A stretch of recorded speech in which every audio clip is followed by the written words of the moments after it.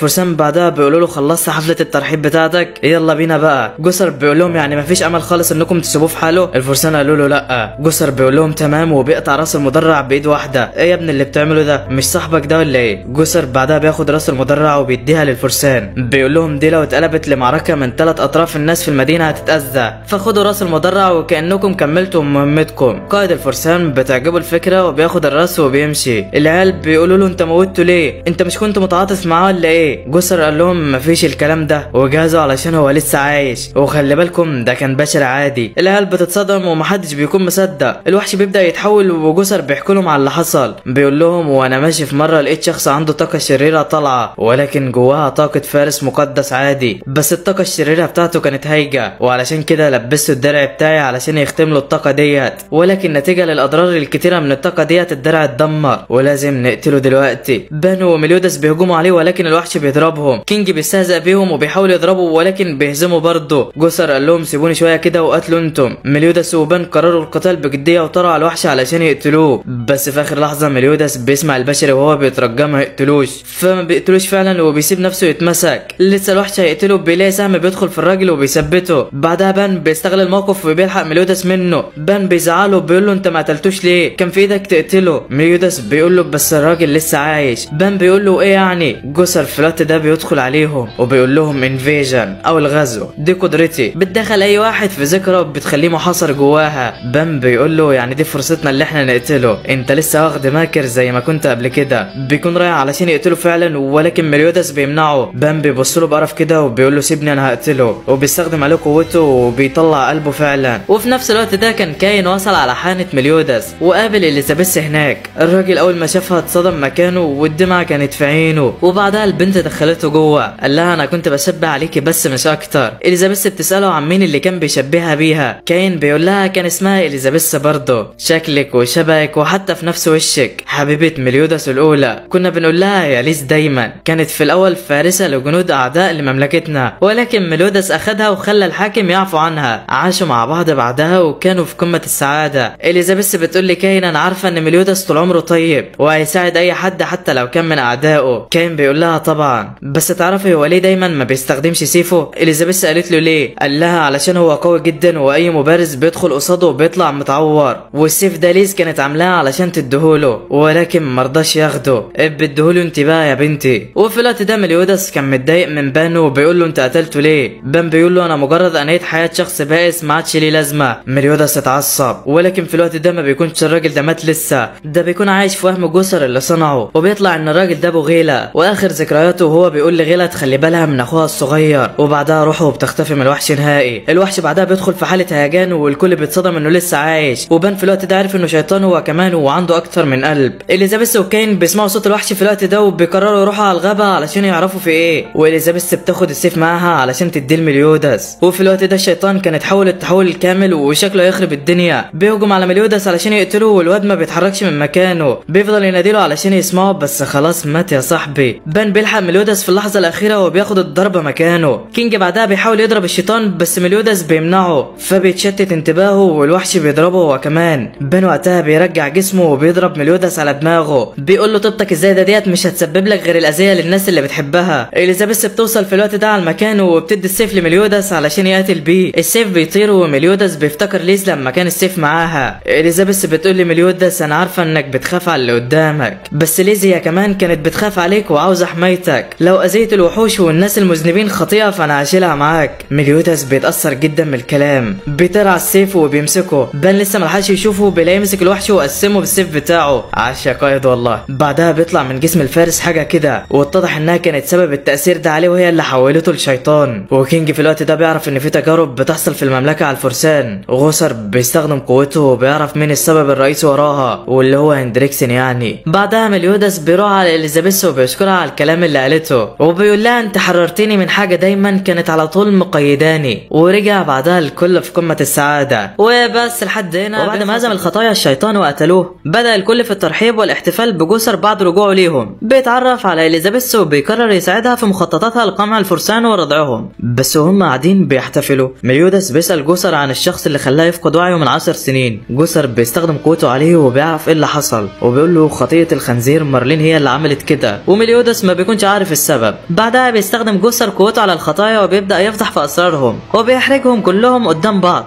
وكان طبعا الكل في قمة الإحراج وقتها. المهم وجسر بيستخدم قوته على كينج، بيكتشف انه ما استخدمش قوته الكاملة أثناء نزاله الأخير، لسه هيفضح السبب فرح كينج قافل بقه، والظاهر ان كينج كان يعرف هيلبرام قبل كده. المهم في الأثناء دي في المملكة هاوزر بيروح على دروفاس وبيحكي له عن الفرسان الجدد واللي بدأوا يظهروا الفترة الأخيرة. دروفاس بيشك في هندريكسن وبيقول انا لازم اتكلم معاه بسرعة، وفعلا بيروح علشان يكلمه. في نفس الوقت ده كانت غيلا وجيريكو قاعدين يتدربوا مع بعض في ساحة القصر، والظاهر ان جيريكو ما كانتش مركزة ودماغها متشتتة في حاجة تانية. غيلا بتاخد بالها وبتسألها عن السبب. جيريكو بتحكي لها عن اللي حصل، بتقول لها بعد ما هيلبرام امر فرقة زئير الفجر بقتل العملاق المدرع ما كنتش مقتنعة ورحت وراهم علشان اقتله، ولكن الخطايا كانوا هناك وهم اللي قتلوه. غيلا بتقول لها طيب وفين المشكلة يعني؟ جيريكو قالت لها انا حسيت من الوحش ده بمصدرين للطاقة، المصدر الاول هو الشيطان اللي تحت الارض، اما المصدر الثاني فهو فارس مقدس عادي. غيلا اترعبت قالت لها ده زينا بالظبط. جيريكو قالت لها ايوه، وانا بعد ما مشى الخطايا حفرت القبر اللي هم دفنوه فيه علشان اتاكد من اللي حصل، ولقيت القلاده ديت مع الفارس. غيلا اترعبت اكتر، القلاده ديت كانت بتاعت ابوها، يا ترى ايه اللي حصل له؟ في نفس الوقت ده كان هيلبرام وهندريكسن ركبوا سيف مليودس في البوابه وبداوا في طقوس احياء عشيره الشياطين. البوابه بتفتح فعلا وايادي الشياطين بدات تظهر، ولكن لسه ما بتفتحش بصوره كامله، وده معناه ان لسه في مفتاح ناقصهم. في نفس الوقت ده كان الخطايا متجهين الى بلده جديده للبحث عن العضو السادس، بس قبل ده كله مليودس بيقول لهم انه لازم يرجع السيف بتاعه والا هتحصل كارثه. بيسالوا عليها وبيحكي لهم عن السيف وخطورته. بيقول لهم منذ زمن بعيد اجتمعت كل العشائر وعملت ختم علشان تقدر تحبس فيه الشياطين جواها، ولو الختم ده اتفك او اتكسر الشياطين هترجع تاني وهتجتاح العالم. العيال اترعبت جدا وقالت لمليودس وايه الهدف من احيائهم اصلا؟ الحرب المقدسه. هندريكسن عاوز يخوض حرب طاحنه ضد عشيره الشياطين ويرجع الفوضى في العالم تاني. دروفاس بيقول له انت اتهبلت، انت ازاي هتعمل كده؟ انت نسيت ان احنا فرسان عداله برضه. هندريكسن ضحك قال له عداله ايه اللي بتقول عليها؟ انت نسيت انك استعنت بيا لقتل اخوك زعتر قبل كده واتهمت الخطايا السبعه بيهم.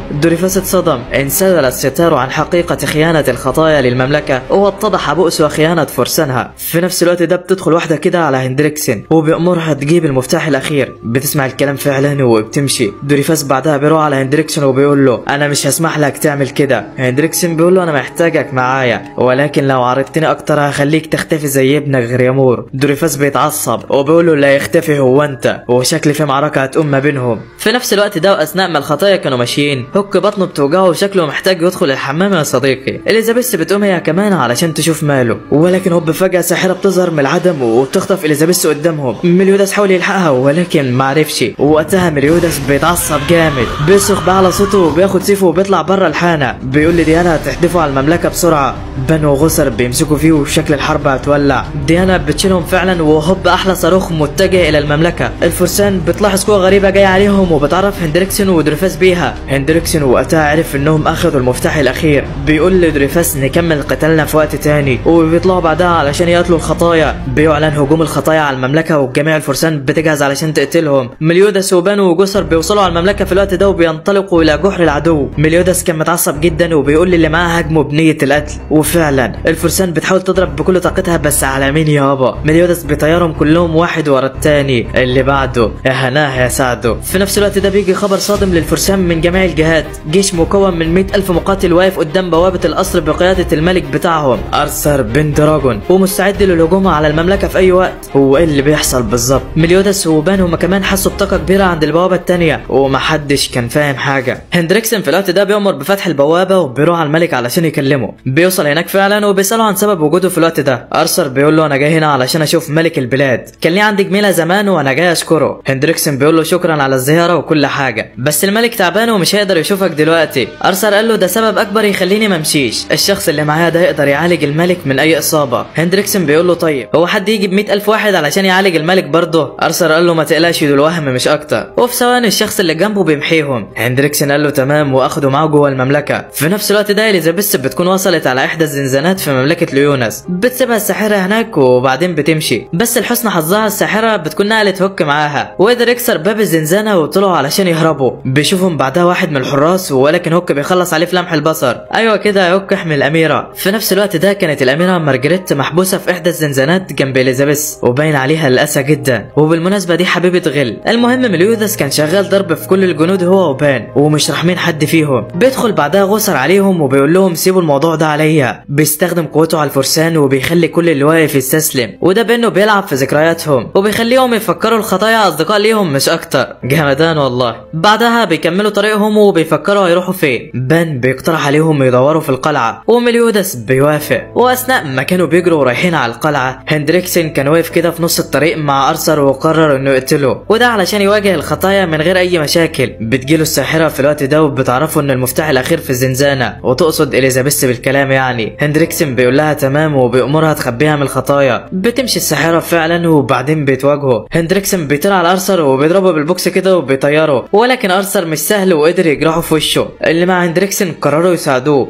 بس هندريكسن قال لهم خلي بالكم بس من اللي وراكم. بيسمع مليودس الضربه اللي حصلت قبل شويه وبيعرف ان هندريكسن هو اللي هناك. بيقول لبان وجسر انا هروح على مكان هندريكسن اسرع طريقه علشان الاقي اليزابيث هي بهزيمته، وشكل في مجزره هتحصل يا صديقي. من ناحيه تانية بقى، واثناء ما كان كل من ديانا وكينج متجهين على العاصمه كان باين على ديانا انها زعلانه جدا، وده طبعا بعد رد فعل القائد بعد خطف اليزابيث. هي عاوزاه يلحقها وكل حاجه، بس كانت بتتمنى رد فعله ده يكون ليها هي وبس ويحبها زي ما بتحبه. بس كينج طمنها وقال لها لو انت حصل لك كده انا هتعصب زي القائد واكتر منه. ديانا فكرته بيواسيها وما عرفتش برضه حقيقه مشاعره ناحيتها. الحانه الام بتقطع كلامهم وبتيجي في بال كينج فكره. بيصفر كده واذا بكلب بيخرج من الفراغ، وده بقى اسله يا صديقي. كائن من مخلوقات الجن وعنده القدره على نقل الاشياء اللي بياكلها لاي مكان كينج عاوزه. ديانا بتقترح عليه يوصلها للقصر بسرعه وفعلا بيوافق. الكلب حجمه بيزيد وهوب بياكل ديانا وبيوصلها لقبو القصر. الفرسان في الوقت ده بيحسوا بيها وبينزلوا على مكان ديانا، بيلاقوها فعلا ودريفاس بيتقدم علشان يقتلها. جسم ديانا كله كان لسه ما خرجش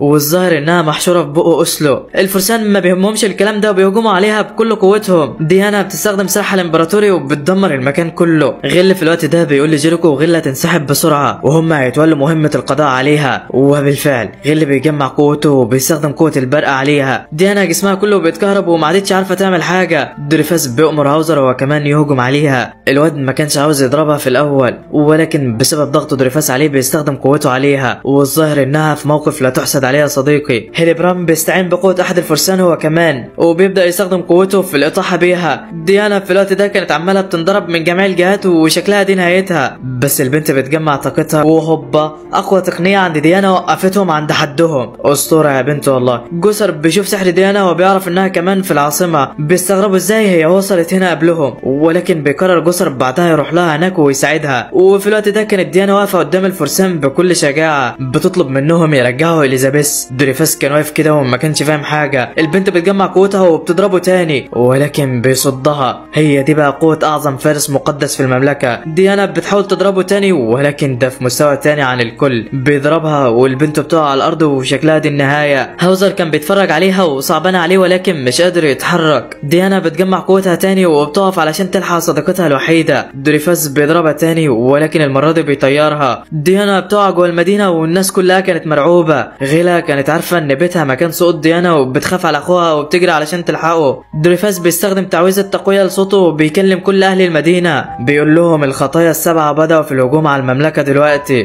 بس ما تقلقوش انا موجود وهحميكم، واي حد فيكم عنده القدره على القتال يشيل سلاحه ويضربهم. وفعلا الناس بدأت تمسك الطوب وتحدفه على ديانا. ديانا قامت مع جسمها اللي كله جروحه وما استسلمتش برضه، وده كله علشان صاحبتها. الوفاء عندها غير عادي والله. انفجارات بتحصل في كل حته والناس مفكره ان كل ده بسبب ديانا، ولكن للاسف الخسيس ده كان عمال يفجر في البيوت علشان ديانا تكون قدام الناس سبب الدمار للمملكه. غيلا بتتعصب عليه وبتروح تقول له انت ليه بتعمل كده؟ الناس كده هتتأذى بسببك. هيلبرام بيقول لها اي حاجه انا بعملها دلوقتي ديانا هي اللي هتتلام عليها مش اكتر. لو الشرير ما اظهرش شره فكده ايه لازمه البطل؟ ارخص انواع الناس هيلبرام ده والله. اخو غيلا في الوقت ده بيشوفها وبيجري عليها علشان يكلمها، ولكن البيت اللي فوق بيتهد وكان هيقع عليه بس ديانا حمته بجسمها. باقي الفرسان هم كمان وصلوا وخلاص شكلها دي النهايه. لسه هيقتلوا ديانا بيلاقوا هاوزر سايبهم وراح يقف جنبها. غيلا هي كمان وقفت معاه وقررت تساعده. دريفاس بيساله وبيقول لهاوزر انت بتعمل ايه؟ هاوزر بيقول له دريفاس انت كنت دايما بتقول لي استخدم قوتك لما تلاقي اللي قدامك محتاجها، وانا شايف ان ده انسب وقت استخدم فيه قوتي. هاوزر بيقول لغيلا احنا لازم نهجم عليهم بكل قوتنا والا هنموت في ثواني. وبالفعل هاوزر بيجمع طاقه كبيره جدا وبيعمل اعصار بيطير بيه كل اللي واقف. غيلا هي كمان استخدمت طاقتها جوه الاعصار والكل بقى بيتشوى جوه. جسر بيشوف الاعصار من من بعيد وبيعرف ان في حد بيساعد ديانا. هاوزر وغيلا مستمرين في القتال بكل قوتهم، ولكن غيل بيظهر من وراهم وما كانش في الاعصار اصلا. الاعصار بدا يختفي والكل بيظهر بعدها واحد ورا التاني، محدش حصل له اي حاجه من الهجوم بتاعهم ما عدا جيروكو، هي الوحيده اللي اتأذت جامد. دوريفاس بيضرب غيلا بعدها بكل قوته، ولكن انت متخيل ان جسر هيسيبها يا صديقي؟ لا والله، جسر بيظهر في اخر لحظه وبيلحقها منه. الكل اتصدم ومحدش كان عارفه لسه اصلا، وشكل القتال هيولع من هنا يا صديقي. من الناحيه التانيه اليزابيث كانت ماشيه كده وسط السجن بعد ما هوك انقذها، بتنادي على ابوها واختها ولكن محدش كان سامعها. بتسمعها مارجريت بعدها وبترد عليها. اليزابيث راحت عليها وسالتها انت كويسه ولا لا؟ مارجريت قالت لها ما تقلقيش انا بخير، انت بس بتعملي ايه هنا؟ اليزابيث حكت لها على اللي حصل، عيطت وقالت لها اختي فيرونيكا ماتت وهي بتحميني، انا مش عارفه اعمل ايه دلوقتي، تعالي نهرب احنا الاتنين من هنا بسرعه. ولكن ساحره القصر بتظهر وراها فجاه، بتقول لها انت ما تعرفيش ان مارجريت هي اللي اختارت تتحبس هنا ولا ايه؟ اليزابيث مش مصدقاها. الساحره بتقول لها انا مش عارفه انت ازاي خرجت من الزنزانه بتاعتك، بس تعالي معايا بهدوء يلا. لسه راح تاخدها وبتلاقي هوك بيضربها، بيقول لها مش هسيبك تحط ايدك عليها. الساحره اول ما بتاخد بالها منه وبتفعل تعويذه عليه وبتخفيه من المكان كله. اليزابيث اتاثرت هي كمان من التعويذه واغمى عليها. بتشيلها الساحره بعدها وبتفك الزنزانه بتاعت مارجريت وبتقول لها لو هو مش همك فاهربي من هنا بسرعه. وشكل الموضوع في ان وهوك في الوقت ده كان اتنقل على مكان غريب كده تحت القصر وما عادش فاهم حاجه. من ناحيه تانية جسر بيشكر غيلا على حمايه ديانا، بينزل بعدها علشان يقاتل. دوريفاس ما بيستناهوش وبيهجم عليه بكل قوته، بيخترق جسمه بالسيف بتاعه وبيبدا يكسر فيه بعدها. بس جسر ما بيموتش، لا بالعكس بيرد له الضربه وبيوقعه على الارض. وهنا دوريفاس بيعرف ان هو دخل في كابوس. جسر بعدها بيستغل نقاط ضعفه ضده، بيوري له ذكرياته المؤلمه وقتله لاخوه زاتارا علشان بس يبقى مكانه. بيوري له جثه اخوه بعدها وهو بيقول له مش هسامحك وهتموت دلوقتي. دوريفاس بقى زي العيل الصغير تحت جسر وما عادش قادر يتحرك. بس هو فجاه شخص بيظهر من ورا جسر وبيضربه. دوريفاس بيرجع من جوه الكابوس ولكن جسر ما بيرجعش، بس دماغه كانت اتأثرت جدا ومش هيقدر يكمل قتال معاهم. غير بعد ما بيشوف حالته بيقرر يروح عليه ويساعده. هاوزر بيقول هو مين اللي جه بسرعه واتهزم بسرعه ده؟ هو كان جاي ليه اصلا؟ بس غيلا قالت له لا دلوقتي ما عادش حد ضدنا غير هيلبرام، بس لازم نهزمه بسرعه. بس هيلبرام بعدها بينشر سحر مميت عليهم وبيبدا الكل في سعال دم وشكلها دي النهايه. ولكن هوب ديانا بتديله بوكس كده بتوقفه عند حده، بتدي الطفل لهاوزر وبتقول له خده واهرب من هنا. هاوزر ما قدرش يستحمل، عينه بدات تدمع. بيقول لها انت ليه ما بتهتميش بنفسك؟ ليه دايما بتهتم بغيرك حتى لو ده هيقتلك؟ لسه ما كملش الكلام وهوب هندريكسن بيفك نفسه، بيضرب ديانا بعدها برمحه الجليد في بطنها، بيجمع اجزاء تانية من الجليد وبيحدفها علشان تقتلها نهائي. هاوزر وغيلا كانوا بيراقبوا ومش عارفين يعملوا حاجه، لسه البنت كانت هتموت وهوبا كل الجليد بيتدمر. كينج بيوصل عليهم وبيكون متعصب جدا، بيسالهم بعدها وبيقول لهم مين اللي عمل فيها كده، انت ولا انت؟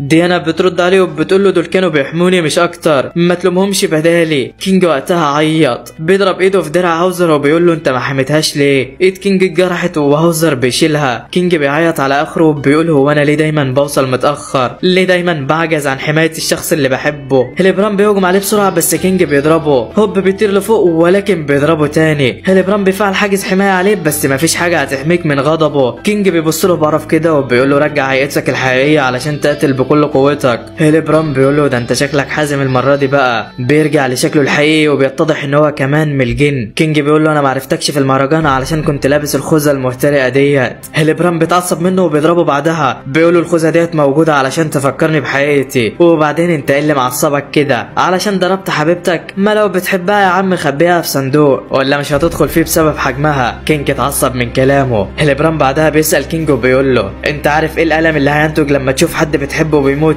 تعالى يلا لما اوريهولك. وبيهجم على ديانا علشان يقتلها. كينج راح علشان يحميها واخد الضربه بدلها. بيحاول يضرب هيلبرام ولكنه مش عارف يعمل حاجه. هيلبرام بيستخدم كل قوته، بيطلع جذور من شجره بتبدا في ضرب كينج والواد ما عادش عارف يعمل حاجه. جذور الشجره بتتجمع وبتهجم على ديانا علشان تقتلها، بس هاوزر كان واقف وصد الضربه بكل شهامه. هيلبرام بيقول له عاش عليك والله، وبيجدد انصاله الجذور تاني. بيمسك كينج من رقبته وبيقول له احفر مشهد موت حبيبتك في ذاكرتك. بيهجم عليها بكل الجذور والمكان بيتملى غبار من هول الموقف. بانو وميليوداس بيشوف الهجوم وبيحسوا بحاجه غريبه. هيلبرام بيحدف كينج وبيقول له خد لك بص على حبيبتك وهي بقت لحمه مفرومه. ميليوداس في الوقت ده وقف وبيقول لبان بالرغم من ان قوه ديانا وجسر اختفت، كينج قوته دخلت مستوى تاني. وبالفعل ديانا بتكون محميه بواسطه كينج وما حصلهاش حصلهاش اي حاجه. بيقوم بعدها كينج وبيقول لهيلبرام الوعد اللي قطعته لك قبل 700 سنه هوفيه ليك حالا دلوقتي، وشكل القتال هيولع. المهم بقى لو ما اتفرجتش على الجزء اللي فات من حكايه مليودس فروح شوفها الاول. في الجزء اللي فات من الحكايه شفنا ازاي اتخطفت اليزابيث قدام مليودس، وشفنا كمان غضب مليودس وهجومه على المملكه من اجل تحريرها، واخيرا شفنا المعركه بين كل من الفرسان المقدسين وديانا،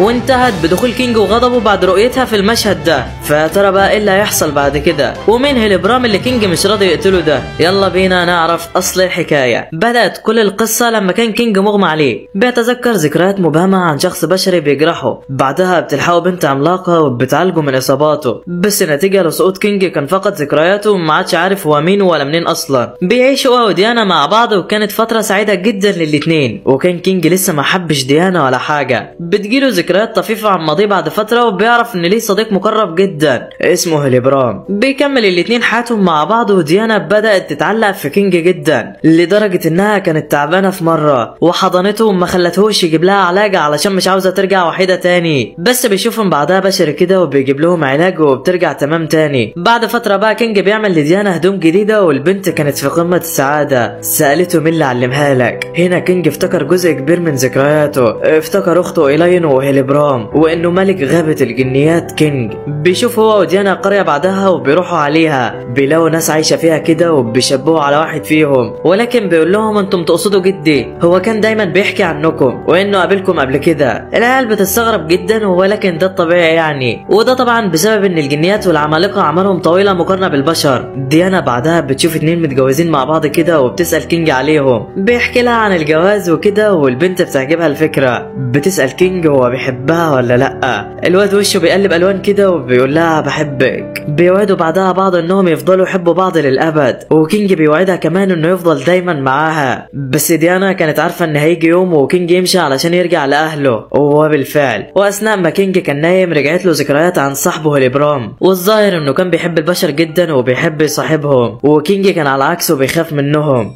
بس هيلبرام طلب من كينج لو في يوم خرج عن السيطره وبدا في قتل البشر يوقفه عند حده، فكينج وعده بكده. بعدها كينج بدا يفتكر هو ليه جه هنا، وده بعد ما البشر خطفوا ناس كتيره من عشيرته وبداوا يقطعوا في جناحاتهم. راح علشان يلحقهم، ولكن البشر الحقير ده ضربه ووقعه في الارض مغمى عليه، وبعدها عاش مع ديانا هنا فاقد لذكرياته. كينج كان منهار بعد ما رجعت ذكرياته وكان قاعد بيعيط. بيسمع بعدها صوت حريق في المدينه اللي جنبهم، وبيقوم هو وديانا علشان يشوفوه. كينج بيقول لها خليكي انت هنا وانا هروح اشوف ايه اللي بيحصل. ديانا كانت حاسه ان هو مش هيرجع لها تاني، ولكن كينج طمنها ووعدها ان هو هيرجع لها تاني. البنت اتأثرت ودموعها ملت عينيها. كينج بيسيبها وبيمشي. بيوصل اخيرا على المدينه وبيلاقي الناس اللي فيها كلهم اتقتلوا. بيبص كده وراه وبيتصدم، الراجل اللي ضربه قبل كده كان لسه عايش وهو اللي عامل كل ده. كينج بيقول له ازاي كده؟ عدى مئات الاعوام، انت ازاي لسه عايش لحد دلوقتي؟ الراجل بيقول له انت اللي عايش ازاي؟ انا شفت الراجل ده وهو بيقتلك غدر قدامي، وعلشان كده انت قمتلك وقتلته. عشت بعد كده في شكله وبدات اقتل في كل البشر اللي قابلهم. كينج بيعرف حقيقته، بيعرف ان ده هيلبرام صاحبه. هيلبرام بيرجع لحقيقته الحقيقيه وبيقول له متخيل يا صاحبي، الناس اللي وثقت فيهم اخدوا صحابي قدامي وبداوا يقطعوا في اجنحتهم بالراحه على الجناح علشان ما يتكسرش ويتباع بسعر عالي. اصوات الاجنحه وصراخ اصحابها وهي بتتخلع منهم مش عاوز يطلع من دماغي. الصديد ده لمئات السنوات عمال يترد في دماغي. قتلت اي بشر قبله لمده 500 سنه ولسه برضه صوت وجعهم ما راحش.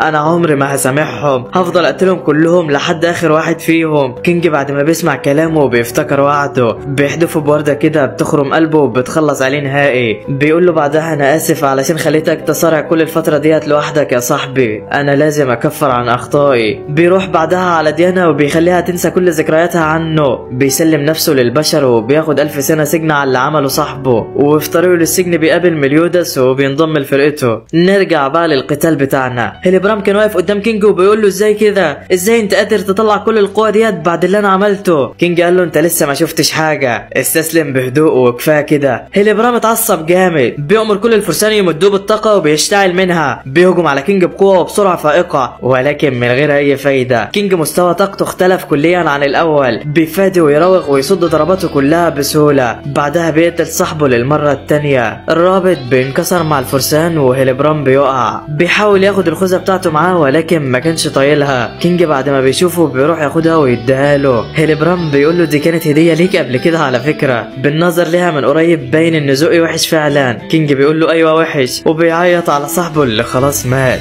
بيروح بعدها على ديانا وبيعتذر لها علشان سابها تعاني لوحدها. بتشكره وبتقول له لا ولا يهمك. بيسالوا ماوزر عن سبب وجودهم هنا وبيحكوا له على كل اللي حصل وانهم جايين علشان يرجعوا اليزابيث مش اكتر. وفي الوقت ده هندريكسن كان بيواجه ارثر والقتال مشتعل ما بينهم. بيضرب ارثر ضربه قويه بعدها وبيخبطه في الارض. ارثر بيستفزه في الكلام وهندريكسن بيجهز لقتله. بيستخدم نار شيطانيه في الرمح بتاعه وبيجهز علشان يقتله. بيضربه فعلا ولكن هوبا الضربه بترجع له تاني بعد ما ضعفت قوتها. ايوه يا صديقي، ميليوداس وصل للقضاء على هندريكسن وارجاع الاميره وشكل الدنيا هتولع. بيقف الاتنين قصاد بعض وميليوداس بيقول لهندريكسن فين اليزابيث. هندريكسن بيقول له في مكان استحاله توصل له. ميليوداس بيتعصب وبيطير عليه علشان يضربه. هندريكسن بيفادي كل ضربات ميليوداس بسهوله وبيديله بوكس بيبعده عنه. في الوقت ده بيظهر فلاش باك الغله قبل كده وهو صغير اثناء ما ميليوداس كان بيدربه. كان لسه ولد صغير وضعيف بيعيط من اقل حاجه، بس مارجريت كانت دايما بتقف جنبه وبتدعمه وبترجع له ثقته في نفسه تاني. نرجع بقى للحاضر. وغل في الوقت ده كان شايل عمه دريفاس وموديه على مكان امن يرتاح فيه. بياخده بعيد فعلا ودريفاس بيقول له نزلني هنا وارجع علشان تساعد الفرسان. غل بيسيبه وبيطلع علشان يواجه الخطايا. بتقابله الساحره في الطريق والظاهر انها بتحبه وعاوزاه يحبها هو كمان. غل بيبعد ايديها عنه كده وبيمثل انه مرتاح معاها في الكلام عادي. هندريكسن بيكلم الساحره في الوقت ده وبيسالها على الاميره. بتعرفه بمكانها وبتقول له استحاله حد يقدر يوصل لها غيري. بتشوفه وهو بيحارب ميليوداس وبتقرر تبعت له غل علشان يساعده. وفي المكان اللي واقف فيه ميليوداس بتظهر فوق سحابه رعد وهوبا غل بينزل عليه منها. ميليوداس بيصد هجمته بس غل بيضربه بعدها بهجمات متتاليه والواد مش رحمه خالص. ميليوداس بيطير لفوق كده فارثر بيلحقه. بيشكروا ميليوداس علشان لحقوا وبيتفقوا يقاتلوا مع بعض 2 ضد 2 وشكلها هتبقى مجزره. ميليوداس بيطير على غل وبيبدا الاتنين في الهجوم بسرعه خارقه. حرفيا ايديهم ما عادتش باينه من سرعه هجومهم. ارثر لسه بيندهش بيلاقي هندريكسن وراه وبيقول له فوق.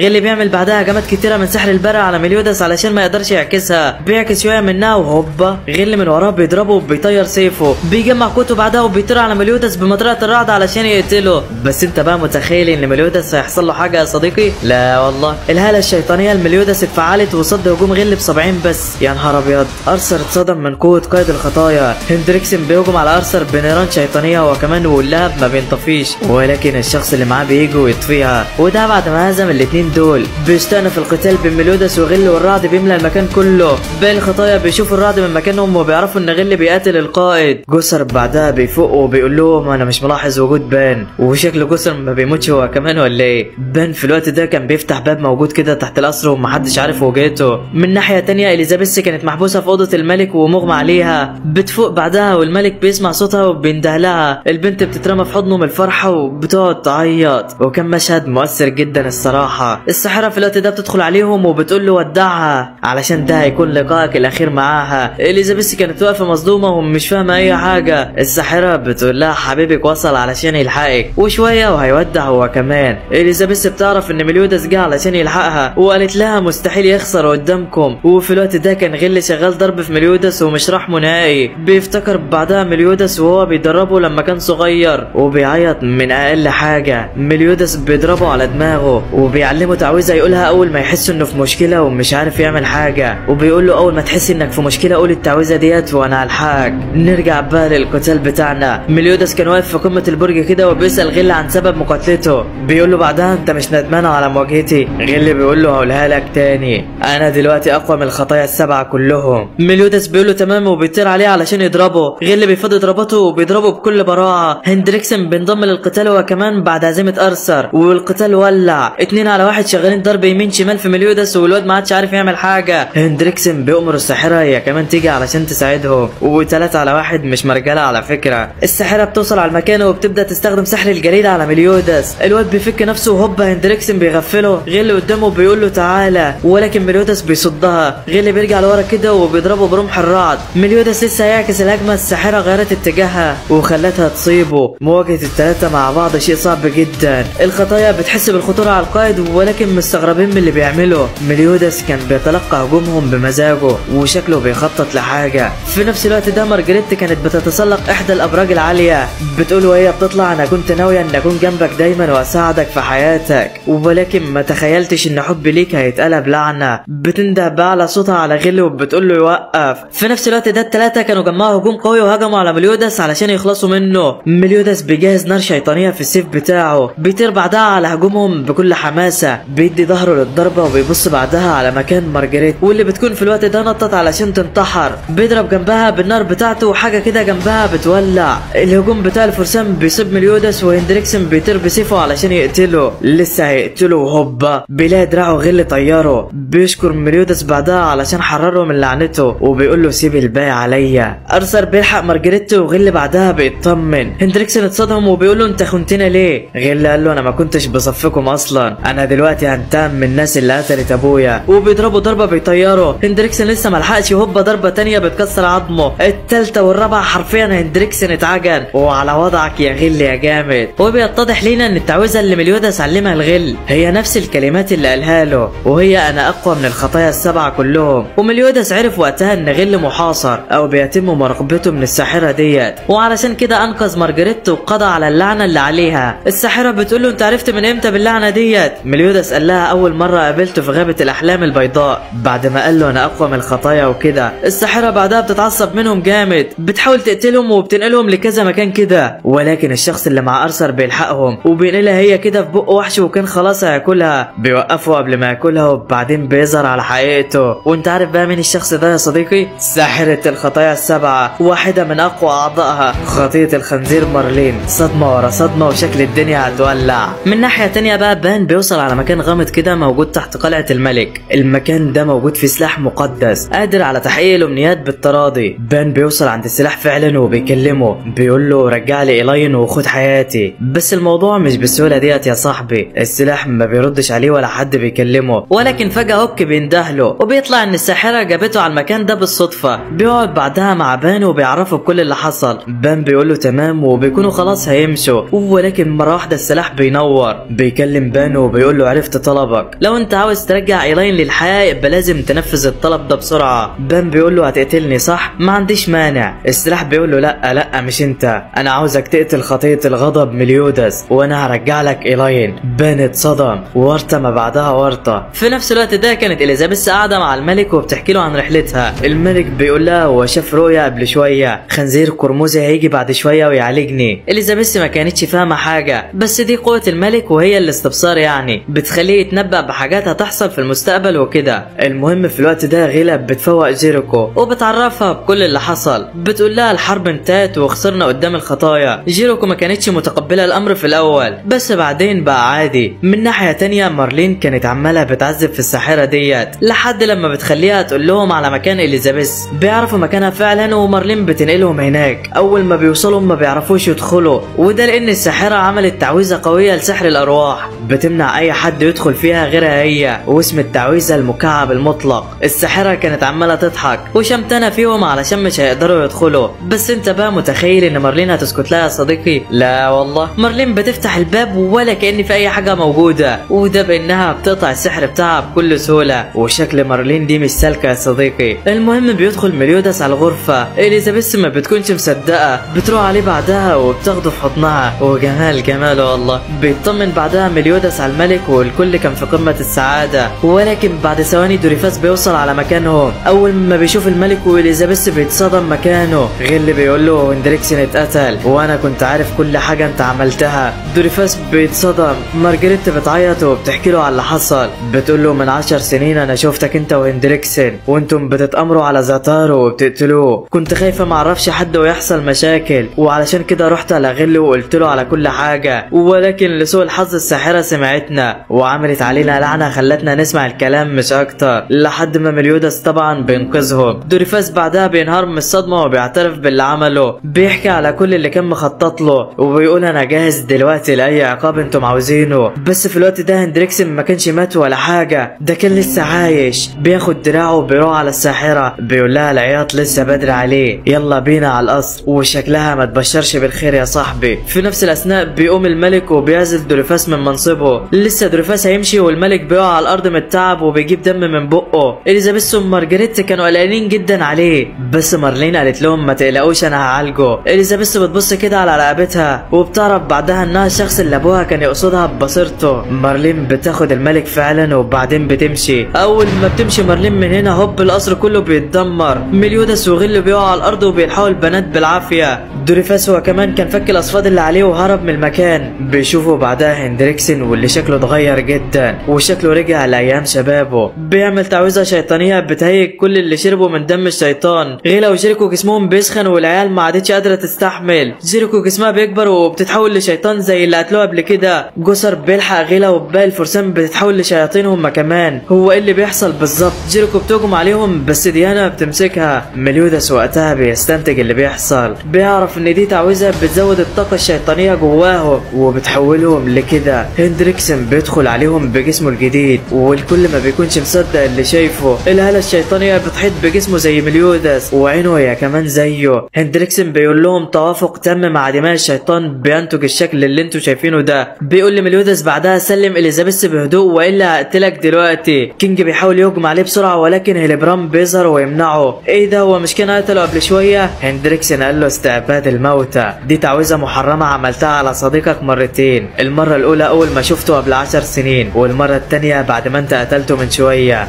بس كل مره جزء من روحه بيتدمر ودلوقتي مستحيل يعرفك. كينج بيتاثر جامد وبيعيط. هندريكسن بيأمر هيلبرام يقتله وفعلا بيهجم عليه. هاوزر لسه هيتكلم وهوب هندريكسن بيطيره. مليودس وغيل بيهجموا عليه بسرعه ولكن الساحره بتغفلهم وبتقبض على البنتين بتوعهم. لسه هيبصوا عليهم وهوبا هندريكسن بيغفلهم الاتنين من ظهرهم وبيضربهم بالسيف بتاعه. اليزابيث اتصدمت. بتشوف مليودس واقع على الارض غرقان في دمه ما عادتش عارفه تعمل حاجه. هندريكسن بيجمع طاقته في ايده ورايح علشان يقتلهم. لسه هيقتلهم بيلاقي اليزابيث بتوقفه. بتقول له انا خلاص هاجي معاك بس ما تعمل لهمش حاجه. هندريكسن بيوافق. مليودس بيحاول يوقف اليزابيث ولكنها مش بتسمع له. بتقول له بعدها سيبني انا بقى مره احميك من نفسي. مليودس مش قادر يعمل حاجه. اليزابيث قبل ما بتمشي بتقول له ما تنساش الوعد اللي قطعته لي قبل كده. وبعدين هندريكسن اخدها قدامه. مليودس بعدها بيزحف على بطنه وبيحاول يعمل اي حاجه علشان يلحقها. بيلاقي بعدها بان داخل عليه وبيطلب منه يساعده ويلحقها. بان واقف كده وبيبص له ومش راضي يتكلم. مليودس ساله ماله. بان بيقول له انا اسف وبيطير له دراعه. مليودس بيضربه بعدها وبيستغرب من اللي عمله. بيفعل هيئته الشيطانيه وبيعالج دراعه وبيركبها. بان بيساله بعدها وبيقول له انا دايما كنت عايز اسالك السؤال ده ولكن ما برضاش، هو انت شيطان زيهم؟ مليودس ما بيردش عليه والشكل الدنيا هتولع. وبس لحد بعد ما تحول مليودس تحوله الشيطاني. بان قال له اسكتك ده معناه انك شيطان صح؟ مليودس رد عليه وقال له الكلام ده مش هيفرق دلوقتي. بان اتعصب منه وضربه جامد. قال له السلاح المقدس قال انك شيطان انت كمان ولو قتلتك هيرجعوا لي إيلاين. مليودس بيعرف اللي بيحصل. بيهجم على بان تاني ولكن بان بيضربه. هوك بعدها بيزعق. بيقول لبان انا مش هسامحك لو قتلته، انا هقطع كل صلتي بيك لو فضلت تتمادى اكتر. بان بيقول له انت مين اصلا علشان تتكلم معايا؟ لو فتحت بقك اكتر من كده هقتلك. هوك اتصدم من اللي بان قاله. بيعيط وبيقول له انا اللي هقتلك لو ما بطلتش. بان متأثر. بيقول له هوك طيب اقتلني بسرعة، اقتلني وريحني من العذاب اللي انا فيه. بان بيصارع مع نفسه. جزء منه مش عاوز يخسر صديقه المفضل والجزء التاني عاوز يرجع حبيبته ومش عارف يعمل حاجة. حيرة ما بعدها حيرة. مليودس بعد ما شاف بان في الوقت ده قال له يعني لو قتلتني حبيبتك هترجع؟ بان قال له ايوه. مليودس قال له خلاص اقتلني. وشكل الموضوع بيجيب اخره. في نفس الوقت ده اخو جيريكو بيفوق بعد ما تهد القصر وهو كان جواه بس ما كانش حصل له حاجة. بيشوف الوضع في المملكة وبيحس ان الدنيا خلاص بتجيب اخرها وشكلهم في الجحيم يا صديقي. جيريكو في الوقت ده كانت عمالة بتضرب في ديانا وشكلها هتقتلها. هاوزر هو كمان كان قاعد بيجري من الوحوش وشكلها هتقلب مجزرة. في نفس الوقت ده عند هندريكسن دوريفاس بيكون وصل على مكانه وشكله ناوي يقتله علشان يحرر الاميرة. هندريكسن بيقول له انت مفكر انك هتقدر عليا بالرغم من قوتي؟ دوريفاس بيقول له مفيش قوي غير ربنا وهخلص عليك دلوقتي، ده على اساس انك اسلمت دلوقتي يعني. نرجع بقى لبان والقائد. بان كان بيقول للقائد انت متاكد من كلامك وهتسيبني اقتلك دلوقتي؟ مليودس قال له دي حاجه ينفع اهزر فيها برضه. بان قال له تمام وجهز علشان يقتله. ولكن هوب بيلاقي مليودس قايم ومديله بالدماغ مطيره. بان بيقول له انت مش قلت هتسيبني اقتلك؟ بتقوم وتضرب ليه دلوقتي؟ مليودس قال له انا قلت هسيبك تقتلني بس ما قلتش اني مش هقاوم وانت لو مكاني هتعمل كده برضه.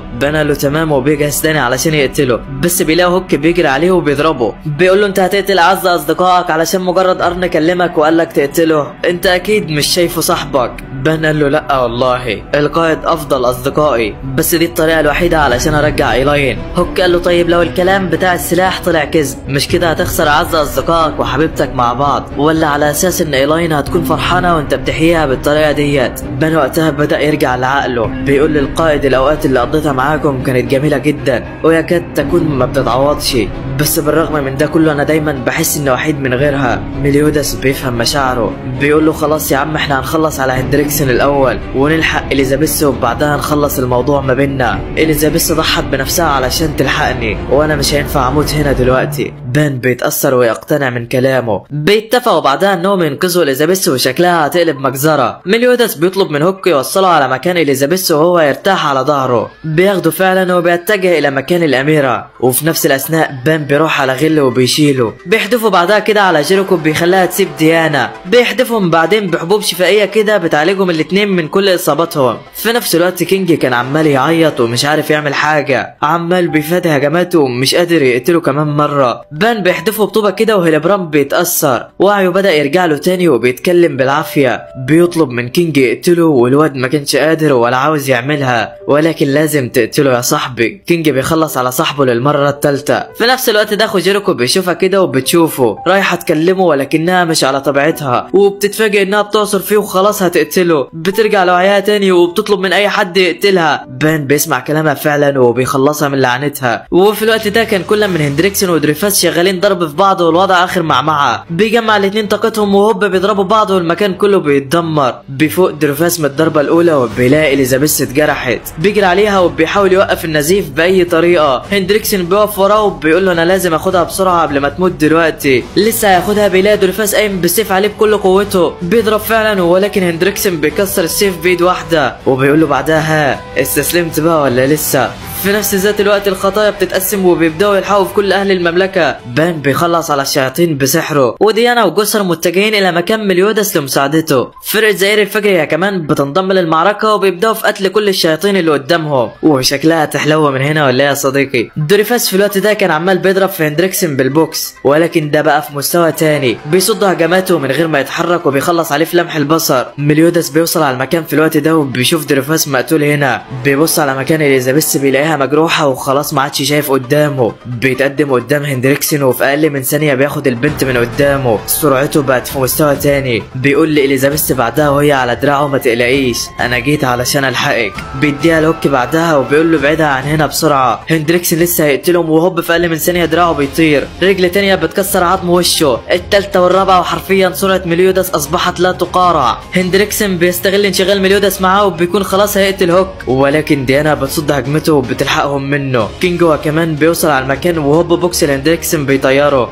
بان بيلحق القائد قبل ما يقع وبيقول له منور والله. باقي الخطايا بتنضم للمعركه، ومش بس كده لا، ده كل فرسان المملكه اتجمعوا على هندريكسن وناويين يقتلوه. هندريكسن وقتها بدأ يضحك جامد. بيقول لهم الموضوع هيبقى ممل لو كل ده ما حصلش. بيرجع ايده تاني ولسه رايح يهجم، ولكن ميليوداس بيقطعها. بيرجعها تاني وهوب ميليوداس بيكسره. بيشفي نفسه من هنا وهوب كينج راشق فيه كل الخناجر دي من هنا. ديانا هي كمان بتضربه وحرفيا هندريكسن اتعجن. ميليوداس بيضربه كده فبيطلع على بان وبيخبطه. بان بيدخل في الجدار تحت القصر وبيشوف الكارثه. الشيطان اللي قتل ايلاين كان جوه وهو اللي هندريكسن كان بيستخدمه. بان بيتعصب عليه بعدها وبيبدا يضربه بكل قوته. المكان بينهار والكل بيشوف الشيطان ومحدش بيكون مصدق. هندريكسن بيقف بعدها وبيقول لهم من هنا بدات الحكايه وشكلها هتقلب مدعكه. ديانا وباقي الخطايا كانوا مرعوبين من الشيطان والكل ما كانش فاهم حاجه. وقتها هندريكسن بيفهمهم. بيقول لهم من 20 سنه لقيت الشيطان ده مقتول عند غابه الجنيات، اجريت ابحاث عليه وانتجت الطاقه ديت، وبيهجم عليهم بكل قوته. الكل بيتفادى الهجوم الا بان، بيسيب نفسه ينضرب. بيدخل على هندريكسن بعدها وبيديله واحده على دماغه وبيقول له انا اللي قتلته. هندريكسن بعدها بيقع تحت الارض في احدى الكهوف. العيال بتدخل جوه الكهف وراه علشان تقتله، اما ديانا فهتستناهم بره علشان مش هتعرف تروح معاهم يعني. بينزلوا تحت وكينج بينور لهم. بيدوروا على هندريكسن وسط الكهف ده. بيعرفوا ان الكهف ده جديد ومعمول من بضعه سنين لسه. بيلاقوا هندريكسن فعلا، ولكن بيتصدموا. هندريكسن واقف جنب جثه شيطان تاني لقاها قبل بضعه سنين. بيقول لي بان بعدها شكرا ليك والله، انت اللي خليت جسمي يتشبع بطاقه الشيطان الاحمر، وعلى عكس اي حد غير الشيطان ده محدش هيقدر يستحمل طاقه الشيطان الرمادي ده غيره. بيرشق حقنه كده في جسم الشيطان وبياخد دمه. الكل واقف مصدوم من اللي بيعمله. هندريكسن حقن دماء الشيطان في جسمه وجسمه كله بدا ينور وشكله بيتحول ولا ايه يا صديقي؟ بان بيهجم عليه في الوقت ده وهوبا جسمه اتنسف من على وش الارض. هندريكسن ما عادش بيهزر، جسمه تحول لشيطان بالكامل وشكلها هتبقى مجزرة. وبره الكهف بقى كان الفرسان واقفين وفرحانين ومستنيين الخطايا يقتلوا هندريكسن ويطلعوا بيه، ولكن هوبا انفجار شامل بيحدف الخطايا كلهم والكل مصدوم. هندريكسن بيطلع بره في هيئته الشيطانية وشكله هيمحيهم. مليوداس بيطير عليه بكل قوته ولكن ما بيخربشوش حتى، حرفيا قوة جبارة. هندريكسن بعدها بيجمع طاقة سوداء في المكان وبيحدفها على الفرسان. اي حد بتلمسه الطاقة ديت جسمه بيسود وبيموت في ساعتها، رعب لأبعد حد. فرقة زئير الفجر بتتجمع بعدها وبتهجم عليه بكل قوتها. قائدهم بيثبته في مكانه والكل بيضربه بالسحر بتاعه. الفرسان هما كمان انضموا للقتال وعملوا كل تعاويذهم عليه. بس المفاجأة هندريكسن ما حصلوش خدش واحد يا صديقي. في نفس الوقت ده اليزابيث بدأت تفوق، بتحاول تستوعب الموقف ومش مصدقة اللي بيحصل. هندريكسن شغال قتل في كل اللي قدامه ومحدش موقفه غير اللي بيهجم عليه ولكن بيتهزم برضه. ديانا بتتدخل في الوقت ده وبتطيره لفوق. كينج كان واقف مستنيه وخلاص هيضربه، ولكن هندريكسن بيفعل تعويذة ظلامية بتضرب كل اللي واقف. مليوداس شاف التعويذة متجهة لإليزابيث وحماها بجسمه. الكل حرفيا اتهزم وما عادش حد قادر يقف قصاده. هندريكسن بعدها بيشوف مليوداس وبيجهز لقتله، بيجهز الطاقة السوداء تاني ولكن اكتر من الاول. بيجمعها كلها في ايده وبيضرب مليوداس بيها. الكل كان بيعيط وخلاص شكلها نهايته.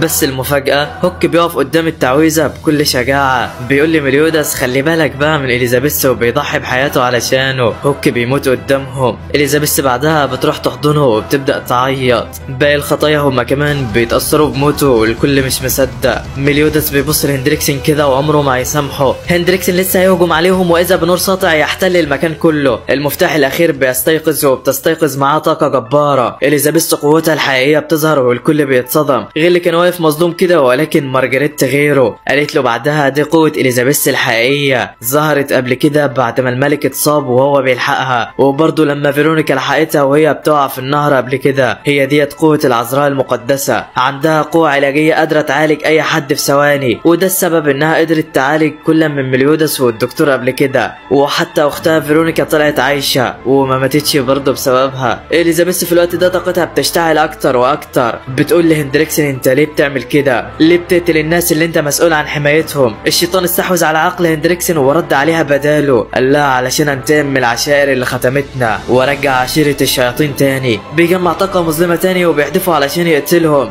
بس انت متخيل انه هيقدر يقتل حد تاني يا صديقي؟ لا والله. طاقة إليزابيث بتشتعل وبتملى المكان بالكامل. الكل بتغمرهم الطاقة وبدأت جرح الكل في الاختفاء واتشافوا بسببها. الشيطان بدأ يتأثر هو كمان وشكل جسمه مش مستحمل قوتها. والنور بتاع إليزابيث ما ملاش ساحة المعركة بس يا صديقي، ده كل المملكة اتعالجت وخفت من أثر قوتها. كل ده وإليزابيث مش عارفة ان هي اللي بتعمل ده اصلا. البنت جسمها ما عادش شايلها وخلاص هتقع. مليوداس بعدها بيسندها، بيديها لاختها مارجريت وبيقول لها اعتني بيها. هندريكسن في الوقت ده بيطلع من تحت الارض بعد ما عالج جسمه وشكله هيقتلهم. الفرسان اتجمعوا مع بعض تاني ولكن كانوا مرعوبين من قوته، غير اللي كان واقف بيرتعش كده وخايف يتحرك اصلا. هندريكسن بياخد باله ولسه هيقتله هوبا مليوداس بيديله رجل في وشه. لسه ما فاقش هوبا بوكس تاني بيعوج له معدته. مليوداس جسمه تعافى وشكله هيخرب الدنيا. بينده بعدها على الفرسان كلهم وبيشجعهم، بيقول لهم ما تقلقوش من حاجه، احنا الخطايا السبعه موجودين وهنحميكم دلوقتي. وشكلها هتحلو من هنا بقى ولا ايه يا صديقي؟ هندريكسن بعدها بيجمع طاقته بيقوم علشان يضربهم، ولكن بوم بام بيكسر دراعه. مليوداس من تحته بالبوكس وبيديله. ديانا هي كمان ضربته والكل ما سماش عليه. الفرسان بعدها بيتصدموا، دي قوه الخطايا السبعه الحقيقيه. إليزابيث كانت قلقانه على مليوداس ولكن بيطمنها وبيقول لها ما تقلقيش بسببك انا دلوقتي ههزمه، بس خليك انت بس جنب هوك واحمي جثته. إليزابيث قالت له تمام وقعدت تعيط.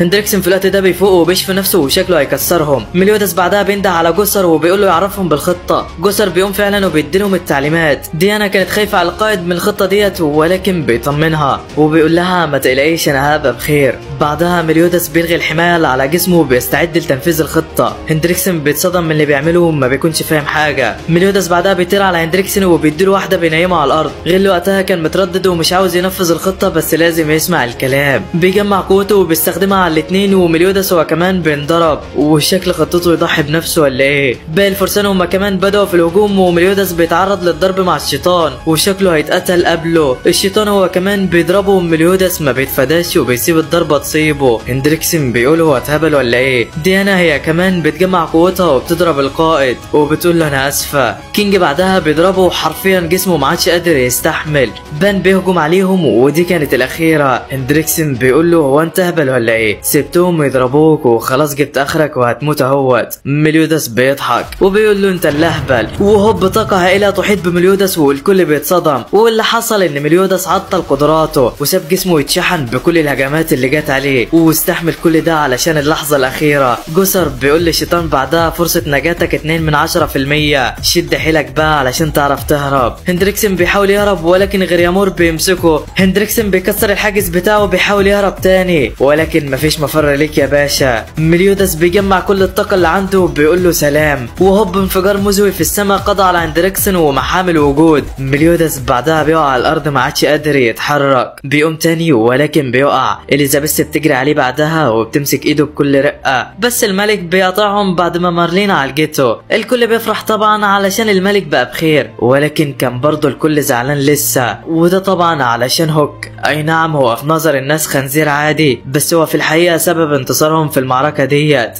بان كان زعلان عليه وعاوز يعتذر منه باي طريقه. مليودس هو كمان كان زعلان وبيقول له ارجع وهزود لك الاكل 3 مرات. وهوب بنتفاجئ بهوك بيرد عليه وبيقول له تمام. قال لا هو ايه اللي بيحصل؟ الجسم الاسود بدا يتحلل وهوك لسه عايش بس حجمه بيكون صغير والكل كان مصدوم وانا حرفيا كمان كنت مصدوم والله مش عارف هو عايش ازاي يا صديقي. بان كان اكتر واحد فرحان برجوعه والكل ما كانش مصدق. اليزابيث بعدها بتروح على مليودس وبتعالجه من اصاباته بياخدها في حضنه والوضع اخر روقان. بتدخل عليهم فيرونيكا والبنت مش مصدقه انها لسه عايشه. غريامور بيحكي لها على اللي حصل وبيقول لها انها فايت بعد ما طلعوا من مدينه بازي وبعدين بتاخدها اليزابيث في حضنها وجمال والله. بعد المعركه بقى مارلين بتحكي لمليودس عن معلومه مهمه وهي ان سيفه والتابوت اللي كان متركب فيه اتسرق. مليودس بيسالها على اللي سرقه ولكنها ما تعرفش.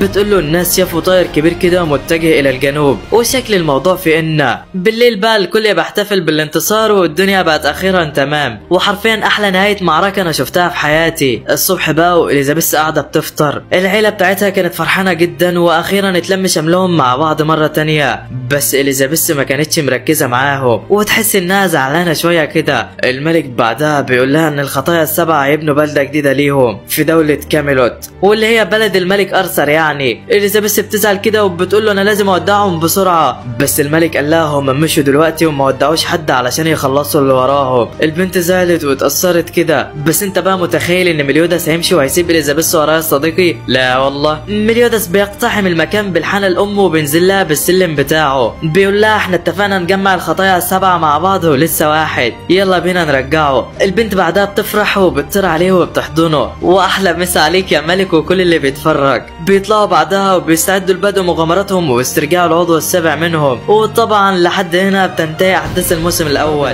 احداث مولعه مستنيه انا في الموسم الثاني فيلا بينا بقى نبداو. بيبدا الموسم الثاني بتاعنا بقى باليزابيث وهي بتحلم كده بتشوف مليودس عمال يقاتل في شويه وحوش والدنيا اخر مدعكه. اليزابيث بتزعق وبتحاول تلحقه منهم وهوب بتصحى من نومها بتروح على طول على الملك وبتحكي له على كل حاجه. الملك بيقول لها حلمت بايه كمان؟ فقالت له حلمت انه رحت مع الخطايا لمدينه كاميلوت واللي هي مدينه الملك ارثر يعني. وبان ساب الفريق ومشي هو وكينج. الملك بيهز دماغه وموافق كده وشكل في حاجه في باله. بس استنى كده يا صديقي يعني نهايه الموسم الاول كانت حلم؟ ايوه واليزابيث والخطايا لسه في المملكه. المهم اليزابيث بتروح بعدها على الخطايا وبتقول لهم الملك عامل حفل تكريم ليكم وهيديكم ميداليات شرف ولازم تحضروا بكره. العيال بتفرح والدنيا بقت تمام معاهم. بيحتفل الكل بالليل ولكن بان ما كانش على بعضه. بينده على القائد وبياخده على جنب كده بيقول له انا عاوزك بره. بيطلعوا بره وبان بيقول للقائد انا هسيب الخطايا من بكره. مليودس بيقول له بلاش هزارك اللي زي وشك ده يا عم. بس بان بيقول له انا ما بهزرش انا هسيب الخطايا من بكره. القائد بيفهم موقفه وما بيتكلمش وبيكون بان بيعمل كل ده علشان مش مسامح نفسه وده لانه هجم على القائد وحاول يقتله في المعركه اللي فاتت. المهم الفجر بقى والكل نايم. بان بيلم حاجاته وبيطلع علشان يمشي. بيشوفه كينج وهو ماشي كده وبيقول له على فين يا صاحبي؟ بان بيقول له على غابه الجنيات. كينج ما بيفهمش هو رايح هناك ليه وبيقرر يروح معاه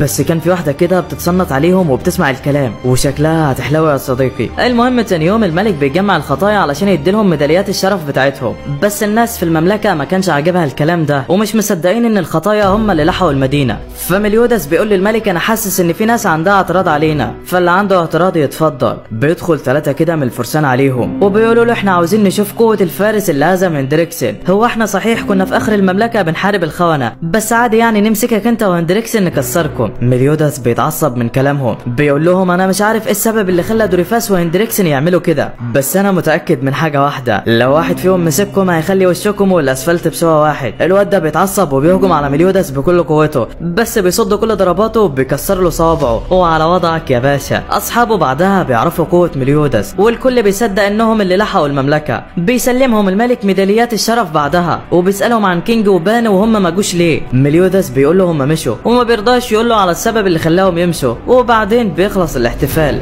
بس كانت مارلين ركبت لهوك كده حاجة في ودنه اسمها العين الشريرة، ودي بتديله القدرة يعرف طاقة كل واحد قدامه. بيبص كده على مليوداس وبيلاقي طاقته فوق 3000. بيبص بقى على باقي الخطايا وبيعرف ان كلهم فوق 3000 يا صديقي، وحرفيا هوك بيتصدم. المهم هما ماشيين كده مليوداس بيحس بهزة بتزلزل المكان بالكامل. الواد وشه بيقلب كده وبيعرف انهم وصلوا. وفي ناحية تانية كان دوريفاس بيفوق هندريكسن وبيقول له عاش عليك والله، نفذت كل اللي انا كنت عاوزه منك بالظبط، وعلشان صديقك عاوز نعفو عن حياتك هسيبك تمشي. هندريكسن بيتصدم وما كانش مستوعب اصلا، وانا عارف انك كمان يا صديقي مش مستوعب، بس واحدة واحدة هتفهم كل حاجة.